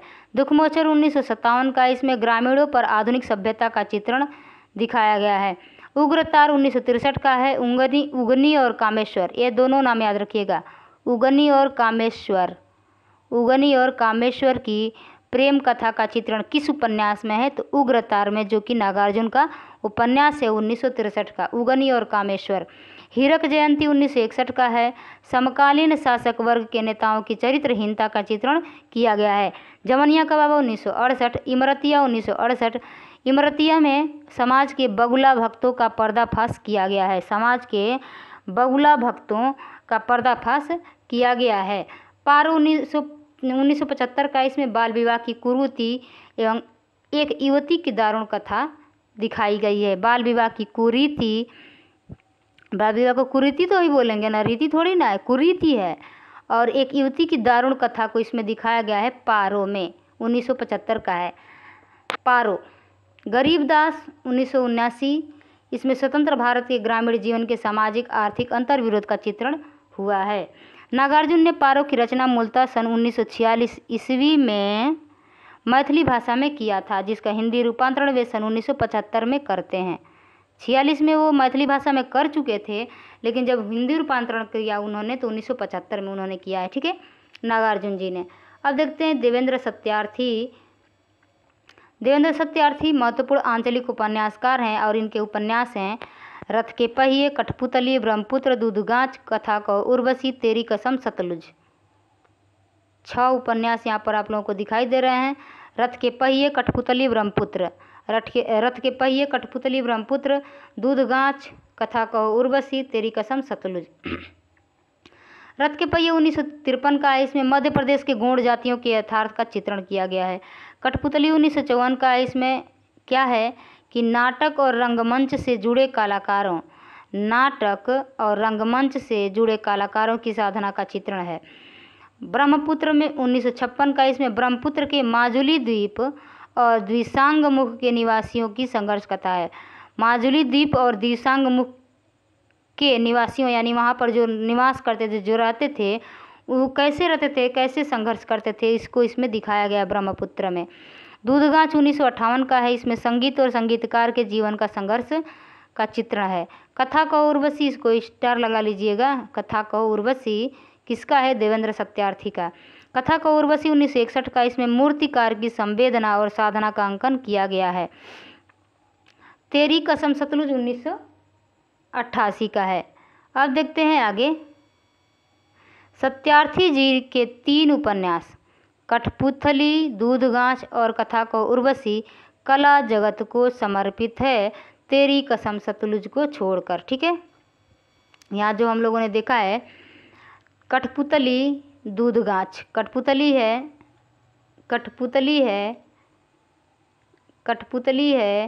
दूधगाछ है, कठपुतली है, दूधगाछ है और कथा कहो उर्वशी, ये तीनों क्या है, कला जगत को समर्पित है। तो यह भी प्रश्न बन सकता है कि कौन इसमें से कला जगत को समर्पित नहीं है। कठपुतली, दूधगाछ और कथा कहो उर्वशी। ठीक है, फणीश्वर नाथ रेणु आंचलिक उपन्यासकार हैं और इनकी प्रमुख कृतियाँ निम्नलिखित हैं। आइए देखते हैं फणीश्वर नाथ रेणु के उपन्यास। इनके उपन्यास हैं मैला आंचल, प्रति परिकथा, दीर्घतप्पा, जुलूस, कितने चौराहे, पलटू बाबू रोड, राम रतन राय। मैला आंचल और प्रति परिकथा। मैला आंचल 1954 का है और इसमें पूर्णिया जिले के मेरीगंज गांव की कथा है और मैला आंचल नेट के सिलेबस में है। और यह प्रश्न बनता है कि मैला आंचल में नहीं, फणीश्वर नाथ रेणु के किस उपन्यास में पूर्णिया जिले का वर्णन है। तो पूर्णिया जिले के मेरीगंज गांव की कथा है मैला आंचल में, पूर्णिया जिले के परानपुर गांव की कथा है प्रति परिकथा में। मैला आंचल 54 में है, प्रति परिकथा 57 में है। ठीक है, दीर्घतप्पा 1963 की है। भ्रष्ट व्यवस्था के बीच एक ईमानदार व्यक्ति के संघर्ष की कहानी है। व्यवस्थाएं पूरा भ्रष्ट रहती हैं, उसमें एक ईमानदार व्यक्ति कैसे संघर्ष करता है, उसी कहानी को दीर्घतप्पा में दिखाया गया है। जुलूस 1965 है। इसमें पूर्वी पाकिस्तान से आए पूर्णिया जिले में शरणार्थियों की समस्या का चित्रण है। जो पूर्वी पाकिस्तान से आए थे वो पूर्णिया जिले में रुके हुए थे, उन शरणार्थियों की समस्या को दिखाया गया है इस जुलूस उपन्यास में। तो ये जो 3 उपन्यास आप लोगों को दिखाई दे रहे हैं, 4, एक है मैला आंचल, एक है प्रति परिकथा और एक है जुलूस और चौथा है पलटू बाबू रोड। इन चारों उपन्यासों में पूर्णिया जिले को दर्शाया गया है। ठीक है, कितने चौराहे 1966 की रचना। इसमें बालक एवं मनमोहन को केंद्र में रखकर स्वाधीनता आंदोलन का चित्रण किया गया है। पलटू बाबू रोड 1979 का। इसमें पूर्णिया जिले के एक बंगाली परिवार के चारित्रिक पतन की कहानी है, कैसे उसका पतन होता है। ठीक है, और राम रतन राय 1971 का है और यह अपूर्ण उपन्यास है। फणीश्वर नाथ रेणु का अपूर्ण उपन्यास पूछा जाए तो यह है राम रतन राय। जबकि हम लोगों ने पीछे पढ़ा है कंकाल, तितली और इरावती, प्रसाद का 3 उपन्यास है प्रसाद के। तो उसमें कंकाल, तितली और इरावती था, जिसमें कंकाल, तितली और इरावती, जिसमें इरावती जो है अपूर्ण उपन्यास है। ठीक है, उसी तरह से राम रतन राय फणीश्वर नाथ रेणु का अपूर्ण उपन्यास है। आगे बढ़ते हैं। अगला है अज्ञेय ने रेणु के उपन्यासों में एक अखंड मानवीय विश्वास की चिंगारी सुलगती देखी है। यह कोटेशन देख लीजिए, एक अखंड मानवीय विश्वास की चिंगारी सुलगती देखी है रेणु के उपन्यासों में अज्ञेय ने। फणीश्वर नाथ रेणु अपना साहित्यिक गुरु बंगला उपन्यासकार सतीनाथ भादुड़ी को मानते हैं। देखते हैं श्रीलाल शुक्ल का। श्रीलाल शुक्ल के उपन्यासों में राजनीति, व्यंग्य एवं आंचलिकता का मिश्रण है और इनके प्रमुख उपन्यास निम्नांकित हैं। प्रमुख उपन्यास कौन कौन से हैं? सूनी घाटी का सूरज सबसे पहला उपन्यास है, इसको याद रखिएगा। सूनी घाटी का सूरज 1957। इसमें प्रतिभाशाली उच्च वर्गीय निर्धन छात्र की संघर्ष गाथा है। प्रतिभाशाली, वो छात्र प्रतिभाशाली है, उच्च वर्ग का है लेकिन निर्धन है। ठीक है, वो कैसे संघर्ष करता है इसको इसमें दिखाया गया है सूनी घाटी का सूरज में। अज्ञातवास 1962 का। इसमें एक व्यक्ति का अपनी पत्नी के प्रति क्रूर व्यवहार एवं पश्चाताप का चित्रण किया गया है। पहले व्यवहार क्रूरता के साथ रहता है, उसके बाद से पश्चाताप करता है। अज्ञातवास में यह श्रीलाल शुक्ल जी ने इसमें दर्शाया है। राग दरबारी 1968 का। इसमें शिवपालगंज की जिंदगी का यथार्थ चित्रण किया गया है और इस पर इनको पुरस्कार भी मिला है 1990 में। ठीक है, सीमाएं टूटती हैं 1973 का है। इसमें अपराध एवं रोमांस मिश्रित एक कहानी, अपराध भी और रोमांस भी है। ठीक है, मकान 1976 का। इसमें संगीतज्ञ बाबू का मकान के लिए अफसरों की खुशामद का चित्रण दिखाया गया है। कैसे वो मकान के लिए अफसरों की खुशामद करते हैं। संगीतज्ञ बाबू यानी संगीतकार हैं बाबू। ठीक है। पहला पड़ाव 1976 का है। इसमें भवन बनाने वाले मजदूरों के शोषण का चित्रण किया गया है। विश्रामपुर का संत 1998 का। इसमें राजनीतिक पुरुषों के पाखंड का चित्रण किया गया है। राजनीतिक पुरुषों का पाखंड इसमें दिखाया गया है विश्रामपुर का संत में। ठीक है। सुनी घाटी का सूरज, अज्ञातवास, राग दरबारी, सीमाएं टूटती हैं, मकान, पहला पड़ाव, विश्रामपुर का संत। यह है उपन्यास श्रीलाल शुक्ल का। श्रीलाल शुक्ल और अमरकांत को संयुक्त रूप से सन 2011 का भारतीय ज्ञानपीठ पुरस्कार प्राप्त हुआ है। बलभद्र ठाकुर एक महत्वपूर्ण आंचलिक उपन्यासकार हैं और इनकी कृतियां हैं मुक्तावली, नेपाल की वो बेटी, देवताओं के देश में, घने और बने, लहरों की छाती पर। मुक्तावली, नेपाल की वो बेटी, देवताओं के देश में, घने और बने, लहरों की छाती पर। मुक्तावली 1959 का। इसमें मणिपुर अंचल के जनजीवन के समाज एवं संस्कृति का सजीव चित्रण दिखाया गया है। यानी मणिपुर से याद रखिएगा, मणिपुर का इसमें चित्रण है मुक्तावली में। बलभद्र ठाकुर का उपन्यास है। नेपाल की वो बेटी 1959 का। इसमें नेपाल की डुटियाल जाति का चित्रण है। देवताओं के देश में 1960 का। इसमें कुलू अंचल, आंचलिक उपन्यास का मतलब क्या होता है, अंचल विशेष को लेकर लिखना आंचलिक उपन्यास होता है। तो यहाँ मणिपुर का है, यहाँ नेपाल का है, यहाँ कुलू अंचल का है। कुलू अंचल के पर्वतीय सौंदर्य एवं संघर्षपूर्ण जीवन का चित्रण है देवताओं के देश में।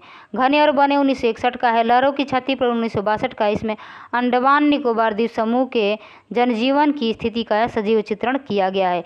मुक्तावली, नेपाल की वो बेटी, देवताओं के देश में, घने और बने, लहरों की छाती पर। ये उपन्यास है बलभद्र ठाकुर का।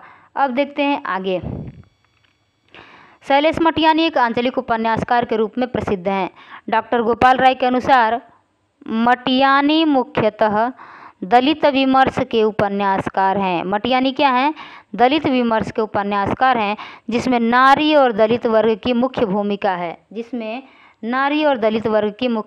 भूमिका है। ऐसा कौन कहते हैं, डॉक्टर गोपाल राय। शैलेश मटियानी का औपन्यासिक संसार विस्तृत है जो निम्नांकित है। शैलेश मटियानी का औपन्यासिक संसार विस्तृत है जो निम्नांकित है। वो है बोराबली से बोरी बंदर तक 1959 का है और इसमें बम्बई के भाग दौड़ एवं आधुनिक यांत्रिक जीवन का चित्रण दिखाया गया है। कबूतर खाना 1959 का है और इसमें बम्बई के भूलेश्वर मोहल्ले में रहने वाले मध्यवर्गीय जनों का चित्रण है। यानी दोनों जो उपन्यास है, दोनों में बम्बई का चित्रण किया गया है, शैलेश मटियानी द्वारा किया गया है। ठीक है। और इनका जो उपन्यास है वो है किस्सा नर्मदाबेन गंगूबाई। किस्सा नर्मदाबेन गंगूबाई है 1960 का। इसमें बम्बई की सेठानियों के अनैतिक यौनाचार का चित्रण है। हौलदार 1960 का। इसमें अल्मोड़ा अंचल के एक पंगु पात्र की मानसिक कुंठा का चित्रण है। तिरिया भली नकाठ की 1961 का है। चिट्ठी रसायन 1961 का है। इसमें नारी की अभिशप्त नियति एवं मानवीय संवेदना का अंकन है। चौथी मुट्ठी 1962 का है। बारूद और बचुली 1962 का है। मुख सरोवर के हंस 1962 का है और एक मुठ सरसों 1962 का है। ये चारों रचनाएं 1962 की हैं। मुख सरोवर के हंस में कुमाऊं क्षेत्र के प्रसिद्ध लोक कथा अजित बफौल पर आधारित है। कुमाऊं क्षेत्र का प्रसिद्ध लोक कथा क्या है, अजित बफौल, इसी पर आधारित है मुख सरोवर के हंस। एक मुठ सरसों में वर्ण संकर शिशु की सामाजिक अवज्ञा एवं अपमान का चित्रण किया गया है। आगे देखते हैं। आगे है कोई अजनबी नहीं 1966 का है। इसमें पहाड़ी स्त्री रामरती की भटकन एवं मनोव्यथा का चित्रण है। ठीक है। अगला है दो बूंद जल। कोई अजनबी नहीं, दो बूंद जल, दो दुखों का एक सुख, भागे हुए लोग। ये चारों उपन्यास 1966 का है। ठीक है। ये चारों उपन्यास 1966 का है और यह शैलेश मटियानी का उपन्यास है। कोई अजनबी नहीं। इसमें पहाड़ी स्त्री रामरती की भटकन एवं मनोव्यथा का चित्रण है, जबकि 2 बूंद जल में देह व्यापार का सौदा करने वाली दलित पहाड़ी स्त्रियों का अंकन है। 2 दुखों का एक सुख। उसके बाद से भागे हुए लोग में धर्म एवं तंत्र साधना के नाम पर फैले पाखंड का चित्रण किया गया है। अब देखते हैं पुनर्जन्म के बाद 1970 का है जल तरंग 1973 का। इसमें स्त्री पुरुष संबंध का चित्रण दिखाया गया है। बर्फ गिर चुकने के बाद 1975 का। इसमें व्यक्ति मन के तनाव और निरर्थकता की पीड़ा का चित्रण किया गया है। उगते सूरज की किरण 1976। छोटे छोटे पक्षी 1977 और यह एक प्रेम कथा है।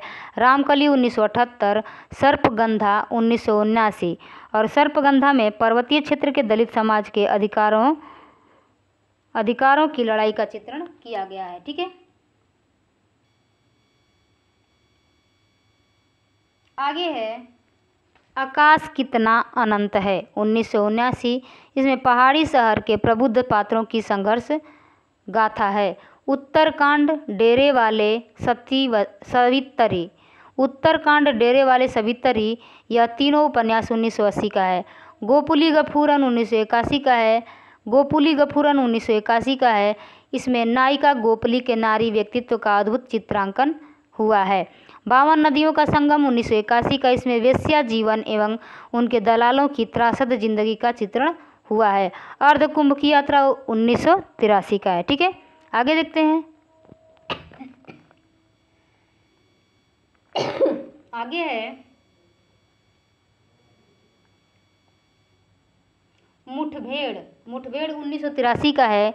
इसमें सरकारी तंत्र की संवेदन शून्यता एवं अमानवीयता का अंकन हुआ है। नागवल्लरी 1985 का है। माया सरोवर 1987 का। इसमें स्त्री पुरुष के संबंधों का चित्रण हुआ है। चंद औरतों का शहर 1992। अब आगे देखते हैं राजेंद्र अवस्थी त्रिशित। राजेंद्र अवस्थी का उपनाम क्या है? त्रिशित। राजेंद्र अवस्थी त्रिशित आंचलिक उपन्यासकार है और इनकी रचनाएं हैं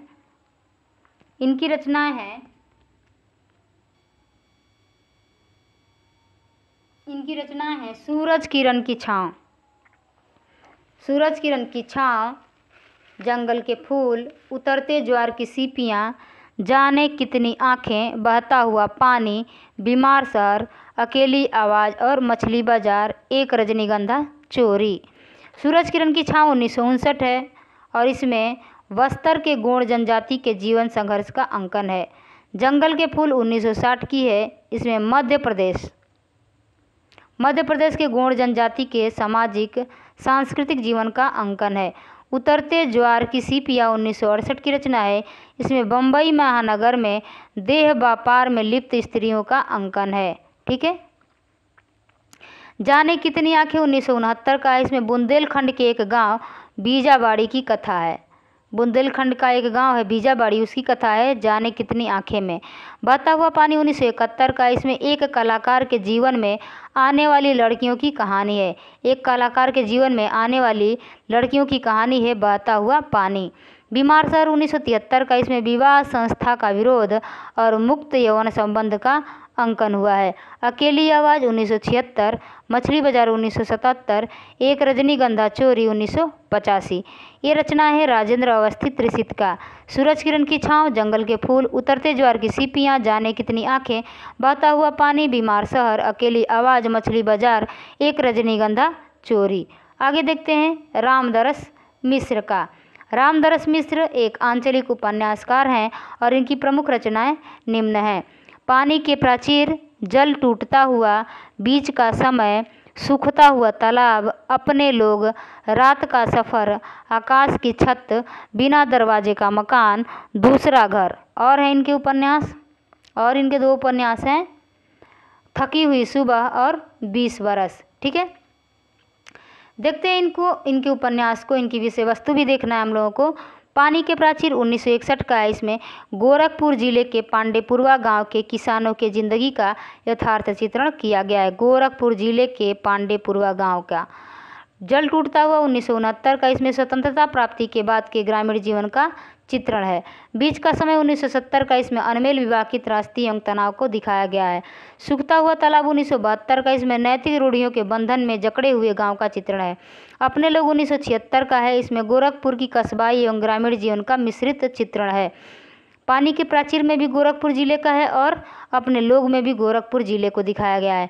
रात का सफ़र 1976 का, इसमें नायिका जो रीता रहती है, नायिका रीता की ट्रेन यात्रा का चित्रण है, तो इसको स्टार लगा लीजिए। पूछा जा सकता है कि नायिका जो रीता रहती है वो किस उपन्यास की पात्र है, तो रात का सफ़र।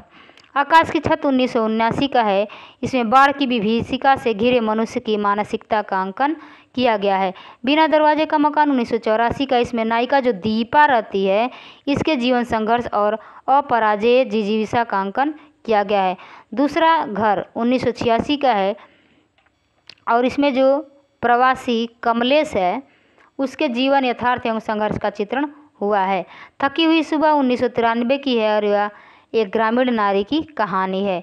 20 बरस 1996 का, इसमें यह जो है यह उपन्यास रिपोर्ताज शैली में लिखा गया है। 20 बरस रिपोर्ताज शैली में लिखा गया है, तो यह भी पूछा जा सकता है कि 20 बरस किस शैली में या रिपोर्ताज शैली में कौन सा लिखा गया है, तो 20 बरस। ठीक है, बढ़ते हैं आगे। हिमांशु श्रीवास्तव। हिमांशु श्रीवास्तव ने निम्नलिखित उपन्यासों की रचना की है। वो कौन कौन से उपन्यास हैं? लोहे के पंख 1957, नदी फिर बह चली 1961, रथ से गिरी बांसुरी 1976, 1967, कुहासे में जलती एक धूपबत्ती 1976, रिहर्सल 1978, अपनी अपनी कंदील 1979, अपनी अपनी कंदील और एक नन्ही कंदील, एक नन्ही कंदील उपन्यास किसका है? उपन्यास किसका है? उपेंद्रनाथ अश्क का, उपेंद्रनाथ अश्क का। ठीक है, और यहाँ पर है अपनी अपनी कंदील 1979, पिछली रात का अंधेरा 1980, भित्त चित्र की मयूरी 1980, न खुदा न सनम 1980। ठीक है, हिमांशु श्रीवास्तव के उपन्यास हैं लोहे के पंख, नदी फिर बह चली, रथ से गिरी बांसुरी, कुहासे में जलती एक धूपबत्ती, रिहर्सल, अपनी अपनी कंदील, पिछली रात का अंधेरा, भित्त चित्र की मयूरी, न खुदा न सनम। अब है गुलशेर खां सानी। गुलशेर खां सानी ने अग्रांकित उपन्यासों की रचना की है। ये लिखते हैं, गुलशेर खां सानी लिखते हैं काला जल, कस्तूरी, पत्थरों में बंद आवाज़, सालबनों के द्वीप, नदी और सीपियाँ, एक लड़की की डायरी, फूल तोड़ना मना है, सांप और सीढ़ी। काला जल है 1965 का, इसमें बस्तर जिले के जगदलपुर के 2 मुस्लिम परिवारों की 3 पीढ़ियों की कथा है। 2 मुस्लिम परिवारों की 3 पीढ़ियों की कथा है काला जल में। कस्तूरी 1964 का है, पत्थरों में बंद आवाज़ 1964 का है, 7 बनों के द्वीप 1967 का है, इसमें मड़िया जनजाति के जीवन का यथार्थ चित्रण है। नदी और सीपियाँ 1970 का, इसमें पुरुष मानसिकता पर आधारित यह उपन्यास है। यह पुरुष मानसिकता पर आधारित उपन्यास है। एक लड़की की डायरी 1973 का है, फूल तोड़ना मना है 1980 का है, सांप और सीढ़ी 1983 का, इसमें बस्तर जिले के आदिवासी की जीवन कथा का अंकन है। ठीक है, बस्तर जिले का मुस्लिम परिवार का है काला जल और आदिवासी परिवार का है सांप और सीढ़ी। ठीक है, गुलशेर खां सानी का है काला जल, कस्तूरी, पत्थरों में बंद आवाज़, सालबनों के द्वीप, ये नदी और सीपियाँ, एक लड़की की डायरी, फूल तोड़ना मना है, सांप और सीढ़ी। आगे बढ़ते हैं। आगे दिया गया है राही मासूम रजा। राही मासूम रजा के महत्वपूर्ण उपन्यास हैं आधा गांव, टोपी शुक्ला, हिम्मत जौनपुरी, ओस की बूंद, दिल एक सादा कागज़, सीन 75, कटरा भी आरजू। आधा गांव 1966 का, इसमें गाजीपुर जिले के गंगौली गांव के सैयद मुसलमानों की कथा है। टोपी शुक्ला 1969 का, इसमें हिंदू मुसलमानों जो हिंदू मुस्लिम हैं उसके संबंधों की समस्या का चित्रण है। हिम्मत जौनपुरी 1969 का, इसमें गाजीपुर जिले के एक मुसलमान की कथा है। गाजीपुर जिला इसमें भी है, गाजीपुर जिला इसमें भी है। गाजीपुर जिला का नाम आए तो राही मासूम रजा का नाम होना चाहिए। ओस की बूंद 1970 का, इसमें हिंदू मुस्लिम के धार्मिक उन्माद का चित्रण हुआ है। दिल एक सादा कागज़ 1973 का है, इसमें पाकिस्तान में स्थानांतरित भारतीय मुसलमानों के मोह भंग की कथा है। सीन 75 1977 का है। इसमें सन 1975 ईस्वी में लागू आपातकाल और जनजीवन पर पड़े उसके प्रभाव का चित्रण है, इसको याद रखिएगा। और कटरा बियारजू भी महत्वपूर्ण है। कटरा बियारजू 1978 का, इसमें इलाहाबाद के एक मोहल्ले में रहने वाले हिंदू मुस्लिम की कहानी है। और कटरा इलाहाबाद में है, कटरा इलाहाबाद में है और इलाहाबाद का नाम अब प्रयागराज है। ठीक है, कटरा इलाहाबाद में है, इससे भी आप लोग अंदाज़ा लगा सकते हैं। कटरा बियारजू 1978 का, इसमें इलाहाबाद में के एक मोहल्ले में रहने वाले हिंदू मुस्लिम की कहानी को दिखाया गया है। और यह राही मासूम रजा के उपन्यास हैं। राही मासूम रजा के उपन्यास हैं आधा गांव, टोपी शुक्ला, हिम्मत जौनपुरी, ओस की बूथ, दिल एक सादा कागज़, सीन 75, कटरा भी आरजू। ठीक है, अब बढ़ते हैं आगे। आगे है हिमांशु जोशी। हिमांशु जोशी आंचलिक उपन्यासकार के रूप में मान्य हैं और इनकी रचनाएं हैं महासागर और अरण्य, महासागर और अरण्य। और इनके और सारे उपन्यास हैं, लेकिन पढ़ेंगे अगले क्लास में। और आज के लिए बस इतना ही रहने देते हैं। महासागर और अरण्य को देख लेते हैं। महासागर है 1972 का, इसमें अंडमान निकोबार जो द्वीप है, अंडमान निकोबार द्वीप की आदिवासी लड़की की कथा है। किसमें? महासागर 1972 में। अरण्य 1973 का, इसमें पहाड़ी जीवन की व्यथा की कथा है। अरण्य यानी जंगल और यहाँ पहाड़ी जीवन है। बस यह है हिमांशु जोशी का। हिमांशु जोशी के और उपन्यास से पढ़ेंगे अगले क्लास में। तो रहने देते हैं आज के लिए बस इतना ही। मिलते हैं अगले क्लास में। तब तक के लिए आप लोग इसको पढ़ते रहिए, रिवीजन करते रहिए। अपना ध्यान रखिए। धन्यवाद।